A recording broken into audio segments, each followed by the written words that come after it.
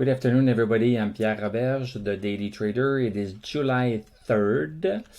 We are going to take a look at Palantir stock from a technical analysis perspective, but because we are Saturday, so this is the weekend edition, so we are going to take a look at the technical chart from a weekly perspective.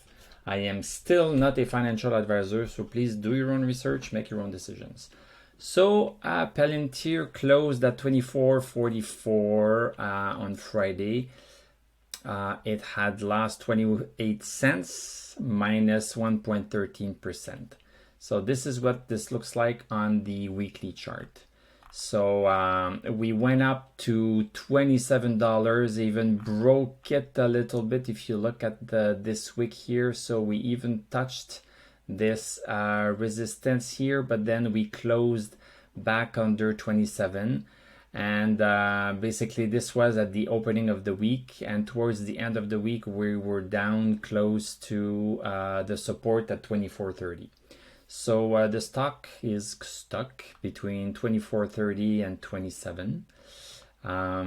This is a little bit of a pullback after, look at this, 1, 2, 3, 4, 5, 6, 7 weeks of the stock going up each and every week.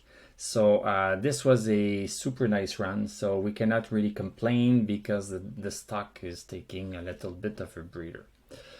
So let's look at what is happening with our indicators. So stochastic was climbing up nicely, but is pulling back also a little bit. So last week it was at 43, now we are at 33. So this is still a thumbs down because we have not reached 50 to get a thumbs up. In terms of the MACD,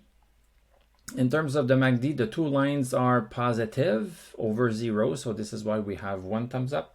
And then the thumbs down is because the blue line is not above the orange line, so this would indicate a crossover bullish. So this has not happened yet, so this is why we have a thumbs down, and the DMI is still super green. The DMI is still super bullish. So and the DMI has been bullish since the beginning of the chart. So the DMI is a 21-day DMI that I'm using, so it needs to have 21 days in order to start drawing this indicator. So this is why we don't have it before that. So all in all, well, should I say a disappointing week? No, we should not say that this was a disappointing week. Of course, we would have liked it if the stock would have continued to go up. But we live in reality, so it's not really possible. So we had a great one. Let's just hope that 24.30 holds for this week. So 24.30 has already been used as support. Look at this, for several weeks in the past. Week of April 5th, week of April 26th, it was used as resistance, but you catch my drift. A trend line often is used as resistance in some periods of time and then support in some other periods of time. So this is what I meant. The trend line has been used in the past, so this is giving more validity to that trend line.